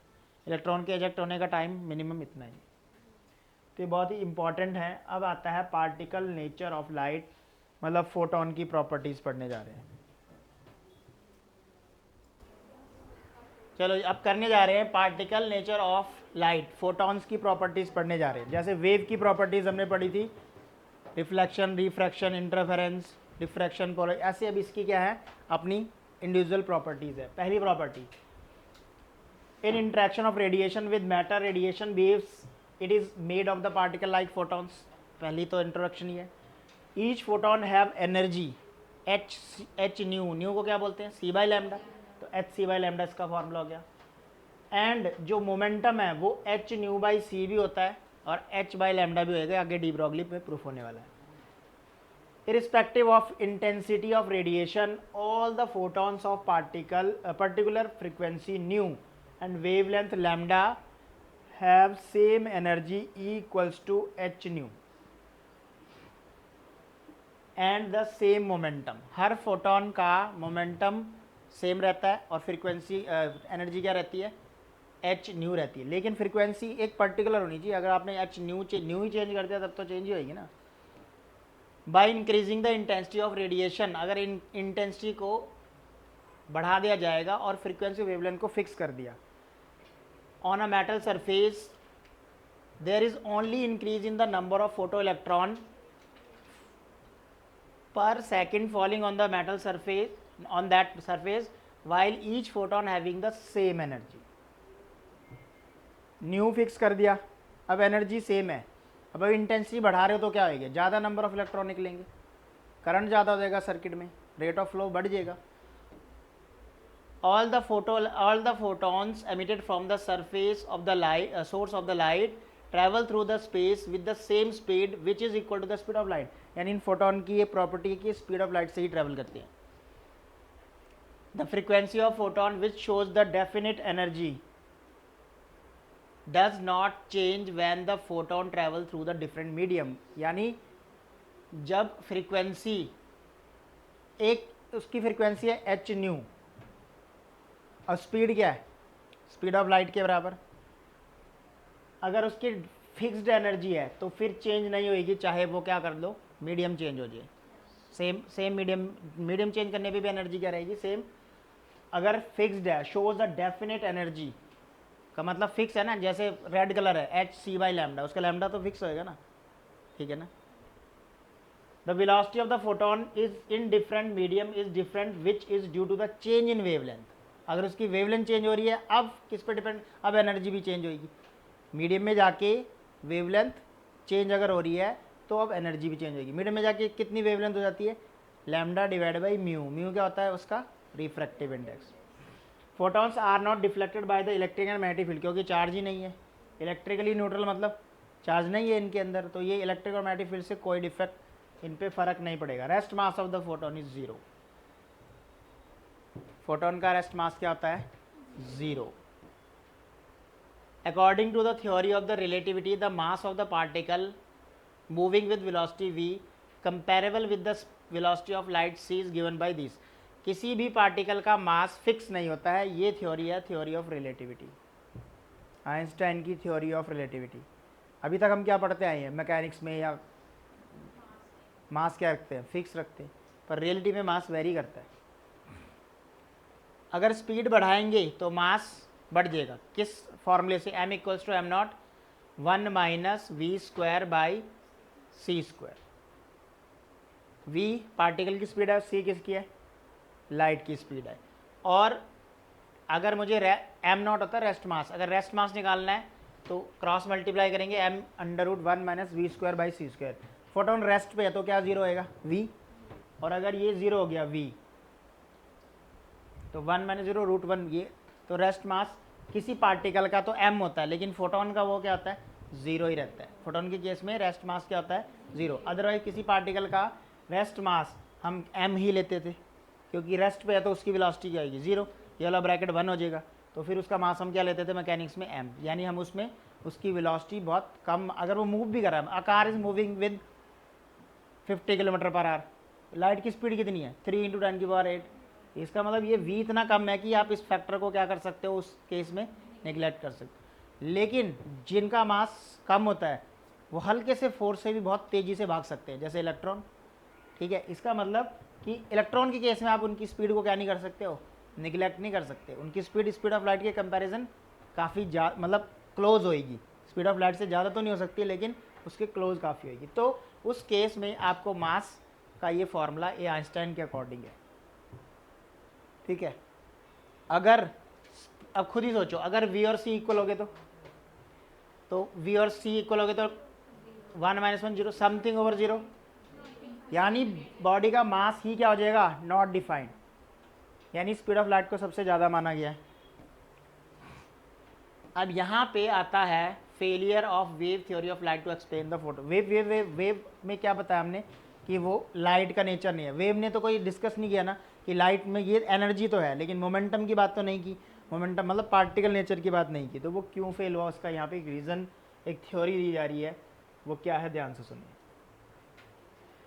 वेव थ्योरी में हाइगन्स प्रिंसिपल आता है सबसे पहले। Huygens wave theory of the light can not explain the photo electric emission due to the given regions.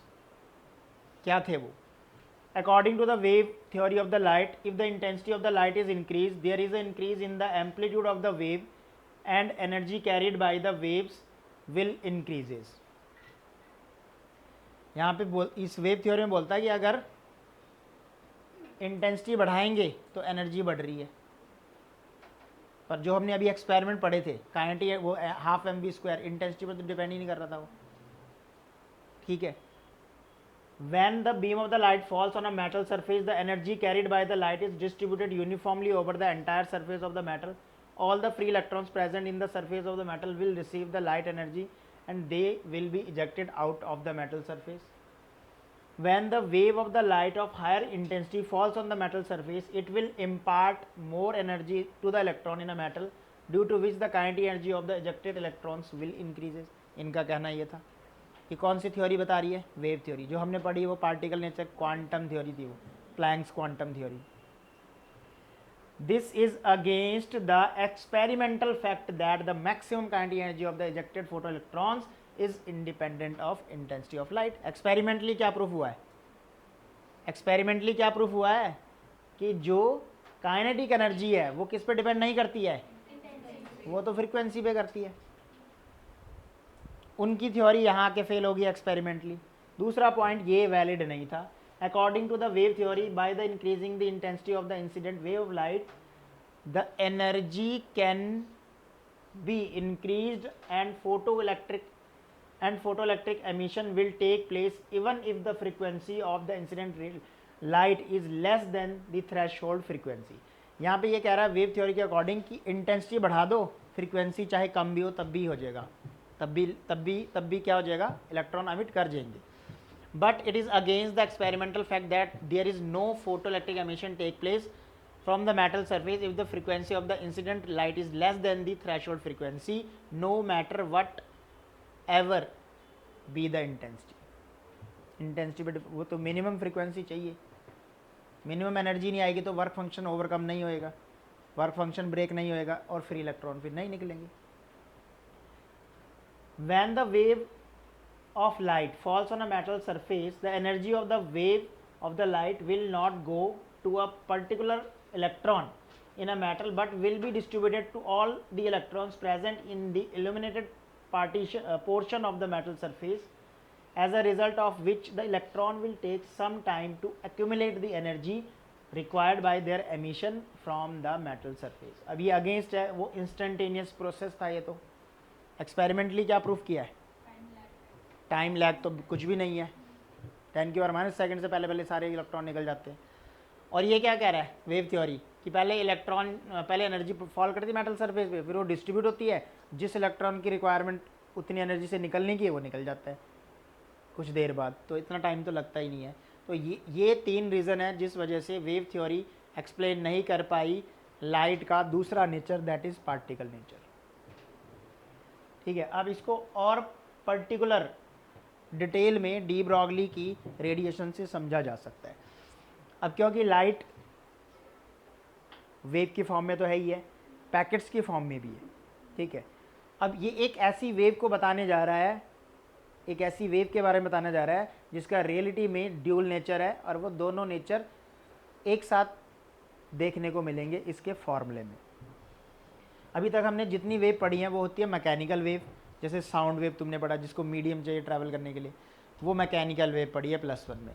+2 में तुमने पढ़ी है इलेक्ट्रोमैग्नेटिक वेव, जो इलेक्ट्रिक और मैग्नेटिक फील्ड का कॉम्बिनेशन है, वो सब थी गामा रेज, रेडियो, यूवी, ये सारी रेड, वो 7 रेज जो होती है विजिबल जो हमें दिखती है। ठीक है, इसके अलावा अब डी ब्रॉगली के अकॉर्डिंग पार्टिकल अगर स्लो है तो उस जैसे लाइट एनर्जी पैकेट अगर स्लो है, समझो फोटोन, अगर एनर्जी पैकेट स्लो हैं तो हमें वो पार्टिकल नेचर का स्टडी करवाएंगे, और अगर ये फास्ट है तो कैसा नेचर बन जाएगा, वेव नेचर, यानी एट अ टाइम मोमेंटम भी है और एनर्जी भी है। स्लो है तो पार्टिकल, फास्ट मूविंग है तो wave.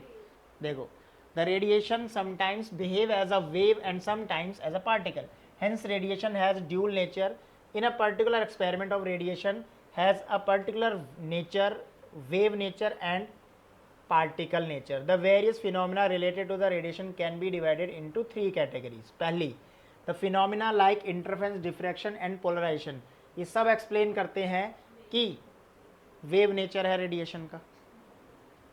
The phenomena like photoelectric effect, Compton effect can be explained on the basis of quantum theory, वो एक्सप्लेन करते हैं कि लाइट का नेचर क्या है, पार्टिकल नेचर है। The phenomena like rectilinear propagation, reflection, refraction can be explained on the basis of either of the wave theory or the particle, मतलब ये वेव भी रिफ्लेक्ट करती थी और पार्टिकल भी करता है। डी ब्रॉगली का इस सबसे एक अपना हाइपोथेसिस क्या है, वो कहता है चाहे पार्टिकल नेचर की तरह बिहेव करे वेव, चाहे वेव की तरह ही बिहेव करे, जो भी पार्टिकल होते हैं उसके साथ साथ एक एसोसिएटेड वेव चलती है। मतलब इसने थोड़ा सा मैटर वेव की तरफ ये कहानी को घुमाया। According to the de Broglie, a moving material particle some time act as a wave and some time act as a particle. or a wave is associated with moving particle. The wave associated with the moving particle is called matter wave or de Broglie wave, whose wavelength is called de Broglie wavelength. ऐसा समझो कि particle तो चल रहा है, तो जब मैं उसको स्टडी कर रहा हूँ तो मुझे पार्टिकल नज़र आ रहा है, लेकिन साथ के साथ इसका डबल नेचर भी मुझे इसके पर्टिकुलर उस जगह पे नज़र आ रहा है, इसलिए उस जगह पे इसके साथ साथ एक वेव चल रही है। ये तो चल ही रहा है, लेकिन एसोसिएट का मतलब क्या होता है, ये तो है ही है, लेकिन इसके साथ में एक और वेव भी है, जिसको क्या नाम दे गया, मैटर वेव। आसान लैंग्वेज में समझो, एक फास्ट मूविंग ट्रेन चल जा रही है, फास्ट मूविंग ट्रेन है, हम स्टेशन पे है, तो हम पे एक हवा का झटका सा लगता है ट्रेन हम पे लगी है कि हवा लगी है, ट्रेन थोड़ी ना लगेगी यार, ठीक है। यानी इतनी फास्ट मूविंग ट्रेन अगर हमारे सामने से निकली है तो मेरे से इतनी तेजी से टकराया क्या है, यानी वही है वो मैटर वेव जो ट्रेन के साथ साथ चल रही थी, और जितने भी ऑब्स्टेकल उसके बीच में आ रहे थे उन सब पे वो लग रही थी। समझे बात? ट्रेन का मास बहुत ज़्यादा, तो दूर से मुझे वो एक पार्टिकल नज़र आ रहा है, ठीक है, ये पार्टिकल मेरी तरफ आ रहा है, लेकिन मुझे वो वेव तो दिख नहीं रही है ना, वो कब दिखेगी, जब मेरे से टकराएगी, पर उसके साथ थी ना वो पीछे से। ऐसा तो नहीं कि सिर्फ जब मैं स्टेशन पे हूँ तभी टकराई है या वहीं पे जनरेट हुई है, नहीं, वो तो पीछे से ऑलरेडी ही ट्रेन के साथ साथ मूव कर रही है। समझ गए? तो पार्टिकल, फास्ट मूविंग जो भी पार्टिकल होंगे, जब भी मोशन में होगा पार्टिकल, उसके साथ साथ एक मैटर वेव चलेगी। मैटर ही तो है, एयर पार्टिकल क्या है, वो मैटर ही तो है। समझ आई बात? तो इस फास्ट मूविंग ट्रेन के साथ एयर पार्टिकल भी उसी स्पीड से चल रहे हैं। अच्छा एक बात बताओ, एयर पार्टिकल की स्पीड भी सेम है जैसे फास्ट मूविंग ट्रेन की है, लेकिन जब वो मुझसे टकराया तो मुझे ज़्यादा हर्ट नहीं हुआ, अगर ट्रेन टकराती तो ज़्यादा था ना। ऐसा क्यों, जबकि दोनों की एनर्जी तो सेम है, मास ज़्यादा है। समझ गए? यानी आइंस्टाइन का रिलेशन आने वाला है E = mc²। उसने यही कहा कि एनर्जी, जब कोई पार्टिकल मोशन में होता है तो उसकी एनर्जी मास इंटू स्पीड के स्क्वायर के बराबर हो जाती है। मास बढ़ेगा तो एनर्जी बढ़ेगी। अब वो एयर पार्टिकल का मास बहुत कम है, स्पीड है उनकी, लेकिन उनका मास क्या है, कम, तो इसलिए वो सेम स्पीड से आ रहे हैं लेकिन मुझे ज़्यादा हर्ट नहीं करेंगे। तो ये है मैटर वेव। लाइट को ऐसे समझाया है किसने, डी ब्रॉगली हाइपोथेसिस। क्या ये मैटर पहले भी था? हाँ, जब ट्रेन रेस्ट पे है तब भी तो हवा है ही आसपास, लेकिन वो अचानक से वेव कब बन जा रही है, जब वो ट्रेन चल रही है। इसका मतलब ये मैटर वेव मूविंग पार्टिकल्स में ही क्या होगी, वेव की तरह काम करेगी, रेस्ट पे थोड़ी ना करेगी।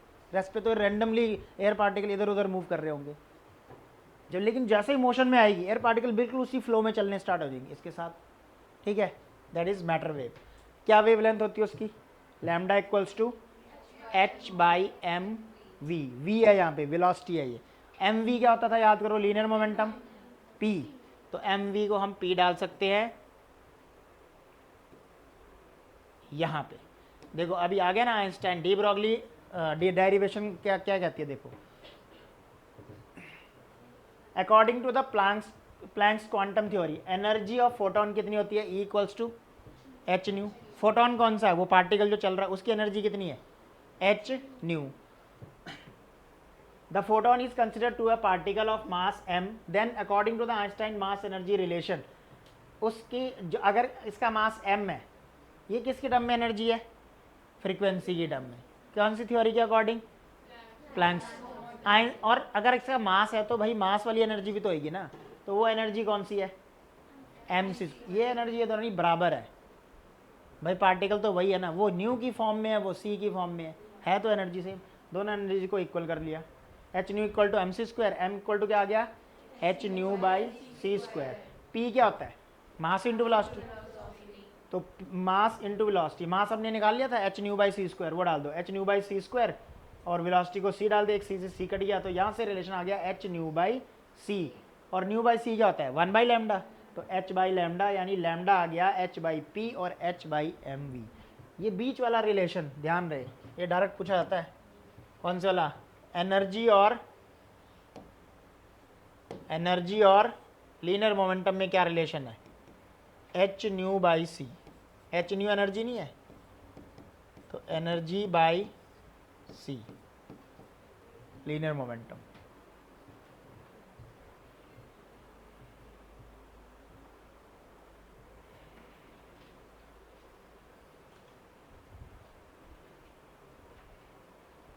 यहाँ पे एक रिलेशन प्रूफ करते हैं, देखो electromagnetic wave of wavelength lambda is incident on a photo sensitive surface of negligible work function if the photo electron emitted from this surface have the de Broglie wavelength lambda 1। तो proof करो कि lambda equals to 2mch into lambda square. बड़े ध्यान से समझो, important question है, 2008 में आया हुआ। इलेक्ट्रोमैग्नेटिक वेव के अकॉर्डिंग वेव की जो वेवलेंथ है वो लैम्डा है, वेव की जो वेवलेंथ है वो क्या है, लैम्डा। और जो ये लैम्डा 1 है ये डी ब्रॉगली वेव है। डी ब्रॉगली वेव वो इलेक्ट्रोमैग्नेटिक वेव थोड़ी ना, इलेक्ट्रोमैग्नेटिक वेव में क्या होएगा, इलेक्ट्रिक फील्ड वेक्टर और मैग्नेटिक फील्ड वेक्टर का कॉम्बिनेशन है वो, उसकी वेवलेंथ लैम्डा है। जो वेव मैं बोल रहा हूँ ये तो तीसरे टाइप की वेव है ना, 3 होती है, मैकेनिकल, इलेक्ट्रोमैग्नेटिक, और ये तीसरी क्या बताइए, मैटर। तो matter wave de Broglie wave को ही बोलते हैं, उसकी वेवलेंथ लैम्डा है। तो इनमें आपस में ये रिलेशन है, ये प्रूफ करना है। ये किसकी वेव है, वेवलेंथ है इलेक्ट्रोमैग्नेटिक वेव की, और ये किसकी है, matter wave. Matter wave, 3 wave, समझ आ गई बात। 2 तो यही चल रही है साथ में जो +2 में हम पढ़ रहे हैं, इलेक्ट्रोमैग्नेटिक वेव और ये मैटर वेव, और एक साउंड वेव तुमने +1 में पढ़ी थी, वो मैकेनिकल वेव होती है। तो सबसे पहले आइंस्टाइन का इक्वेशन यूज़ करेंगे। मान लेते हैं नेग्लिजिबल वर्क फंक्शन है, उसी के लिए हमने इसको क्या करना है, प्रूफ करना है। क्वेश्चन में बोला हुआ है surface of negligible work function, तो फाई नॉट को क्या लेना है, 0, क्वेश्चन में बोला हुआ है। तो आइंस्टाइन का इक्वेशन याद है, h nu equals to k max plus phi naught. Phi naught क्या हो गया, 0, और न्यू को क्या डाल दिया, सी बाई लैम्डा। पहली इक्वेशन समझ आ गई, h c by lambda equal to k max. अब काइनेटिक एनर्जी का पार्टिकल के मोमेंटम के साथ ये रिलेशन होता है, k equal to p square by 2m। ये कहाँ से आया, ये काइनेमेटिक्स में हमने पढ़ा था। हाँ याद करो, पी का फॉर्मूला क्या होता था, √2m के, स्क्वायरिंग बोथ साइड करेंगे तो क्या आएगा, यही आएगा, k equals to p square by 2m। तो ये पार्टिकल का के मैक्स डाल दिया मैंने। पी स्क्वायर चाहिए अपने को, तो ये 2m उधर चला गया, 2m h c by lambda square under root बन गया। अब wavelength lambda 1, de Broglie wavelength का फॉर्मूला बताओ क्या होता है, h बाई पी। ये देखो क्या फॉर्मूला था डी ब्रॉगली के हिसाब से वेवलेंथ का formula, h by P. P हमने कितना निकाला, वो पुट कर दिया, पी की जगह पुट कर दिया एच एम अंडर रूट जो भी है। अब ये लैम्डा ऊपर चला गया, रूट के अंदर लिख दिया कंबाइंड, ये रूट के अंदर जाएगा तो स्क्वायर हो जाएगा, और इस h से एक h कट जाएगा, तभी एक बचा है सिर्फ, ठीक है। तो h लैम्डा बाई 2mc। अब स्क्वायरिंग बोथ साइड कर लो और वो हमारे पास प्रूफ हो जाएगा, क्योंकि अपने को लैम्डा निकालना है। और इस तरफ क्या चल रहा है, लैम्डा 1, इस वाली इक्वेशन से लैम्डा आ जाएगा, देखो ये प्रूफ हो जाएगा। स्क्वायरिंग बोथ साइड कर लो, इंपॉर्टेंट क्वेश्चन।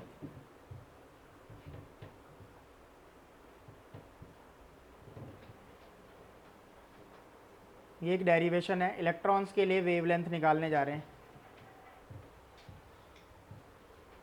इलेक्ट्रॉन पार्टिकल है, तो पार्टिकल का नेचर ड्यूल होता है, वेव भी और पार्टिकल भी। तो जब वो वेव की तरह बिहेव करेगा तो उसकी वेवलेंथ भी तो होगी, वो निकालने जा रहे हैं।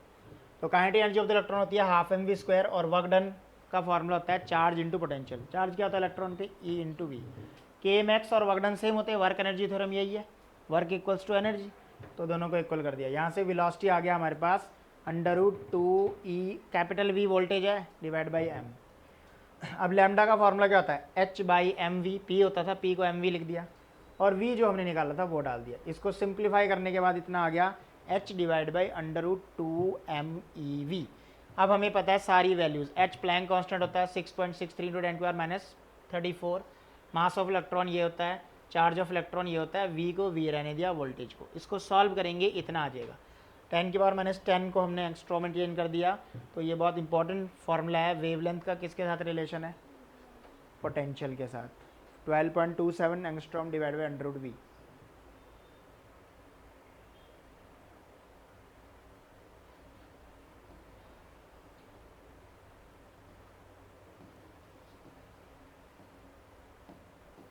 इसके बाद ये सारे न्यूमेरिकल ट्राई कर लेने। डी ब्रॉगली वेवलेंथ और पोटेंशियल का इन्वर्स का रिलेशन है, ये डायरेक्ट रिलेशन, तो ग्राफ ऐसे बनेगा।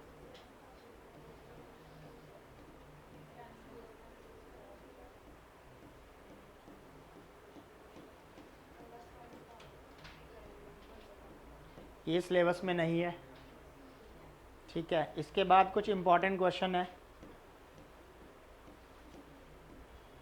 वो अपना होमवर्क है, वो तुमने होमवर्क पढ़ना है। 1 मार्क्स क्वेश्चन, 2 मार्क्स क्वेश्चन, पहले एग्जाम्पल कर लेने और ये कुछ इम्पोर्टेंट क्वेश्चन लास्ट में ट्राई करने हैं।